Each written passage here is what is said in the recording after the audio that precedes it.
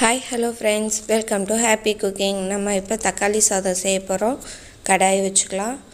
4 table spoon எண்ணெய் ஊற்றிக்கலாம். எண்ணெய் சூடானதும் 2 பட்டை பொரியட்டும். 3 பெரிய வெங்காயம் நறுக்கி வச்சுருக்கேன், போட்டு நல்லா வதக்கிக்கலாம்.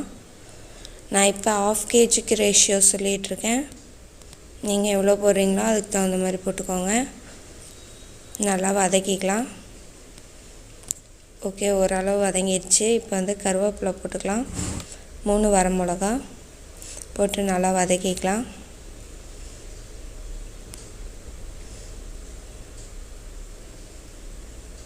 சிம்லேயே வச்சு செய்யுங்க. சிம்லேயே வச்சு செஞ்சிங்கன்னா அது ஒரு டேஸ்ட்டாக இருக்கும். ஓகே, இப்போ 1 டேபிள் ஸ்பூன் சீரகம் போட்டுக்கலாம். 1/2 டேபிள் ஸ்பூன் மிளகு போட்டுக்கலாம். இது 2 பொரியட்டும். பொரியற முடி வெயிட் பண்ணலாம்.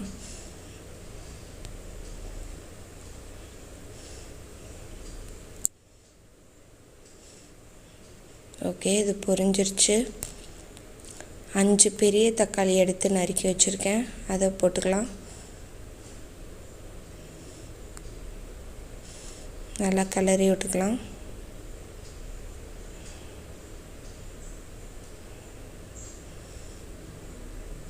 இது நல்லா தொக்கு கண்டிஷன் வரணும்லாம் அவசியம் இல்லை.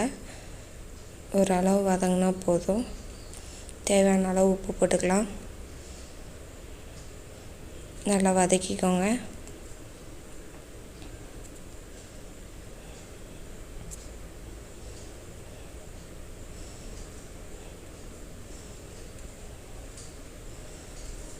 ஓகே, ஓரளவுக்கு வதங்கிருச்சு. பார்த்தாலே தெரியும்னு நினைக்கிறேன். இந்த அளவு வதங்கினதும் நம்ம வதக்கிறதுலையே இதாகிடும். கொஞ்சம் ஓரளவுக்கு தொக்கு மாதிரி ஆகிடும்.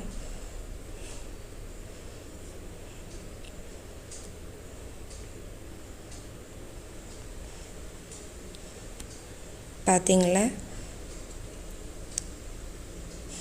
தொக்கு மாதிரி ஆகிடுச்சா? போதும், இந்த ஸ்டேஜ் போதும். இதுக்கு மேலே தொக்கு மாதிரி ஆகணும்லாம் அவசியம் இல்லை. இப்போ ஒரு பிஞ்ச் அளவு மஞ்சள்தூள் போட்டுக்கலாம். 2 டேபிள் ஸ்பூன் மிளகாய்த்தூள் போட்டுக்கலாம். போட்டு நல்லா வதக்கிக்கலாம்.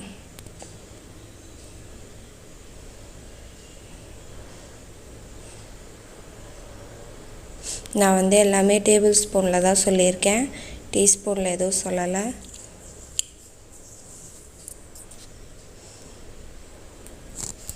நல்லா கிளறி விட்டுக்கோங்க. ஓகே, வதங்கிடுச்சு. 1/2 kg ரைஸ் கழுவி வச்சுருக்கேன், அதை போட்டுக்கலாம்.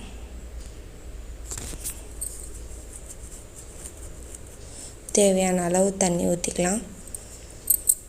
1 கப்புக்கு 2 டம்ளர் தண்ணின்ற மாதிரி கணக்கு பண்ணி ஊற்றிக்கோங்க.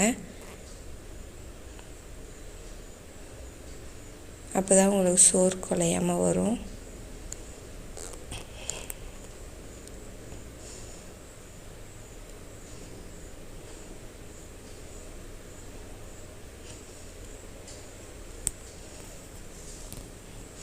தேவையான நம்ம அப்ளை போட்டது வதங்கிறதுக்கு தான் உப்பு போட்டோம். இப்போ தேவையான அளவு உப்பு போட்டுக்கலாம். போட்டு நல்லா கிளறி விட்டுக்கோங்க. கொதி வரட்டும். கொதி வர முடிய வெயிட் பண்ணலாம். கொதி வர ஸ்டார்ட் ஆகுது. இன்னும் கொஞ்சம் நல்லா கொதி வரட்டும்.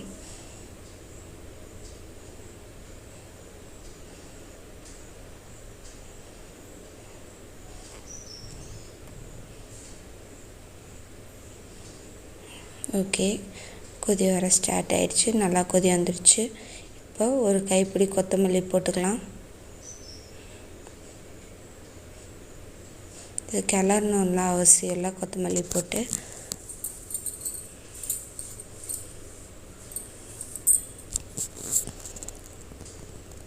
மூடி போட்டுக்கலாம்.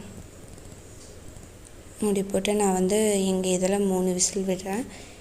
நீங்கள் உங்கள் குக்கருக்கு தகுந்த மாதிரி விட்டுக்கோங்க. விசில் வந்ததும் எப்படி இருக்குன்னு பார்க்கலாம். விசில் அடங்கிருச்சு. எப்படி வந்திருக்குன்னு பார்க்கலாம். பார்த்தீங்களா எப்படி உதிரி உதிரியாக வந்திருக்குன்னு. நான் சொன்ன ரேஷியோவில் நீங்கள் கரெக்டாக ஃபாலோ பண்ணிங்கன்னா உங்களுக்கு இந்த மாதிரியே வரும். பிகினர்ஸும் கூட ஈஸியாக செஞ்சிடலாம். நான் அப்லோட் பண்ணுற வீடியோலாம் பிகினர்ஸ்க்கான வீடியோ தான். ஓகே ஃப்ரெண்ட்ஸ், இந்த மாதிரி ஒரு டைம் செஞ்சு பார்த்துட்டு கமெண்ட் பண்ணுங்கள், லைக் பண்ணுங்கள், ஷேர் பண்ணுங்கள், கமெண்ட் பண்ணுங்கள். மறக்காமல் சப்ஸ்கிரைப் பண்ணிக்கோங்க. நம்ம நெக்ஸ்ட் வீடியோவில் பார்க்கலாம்.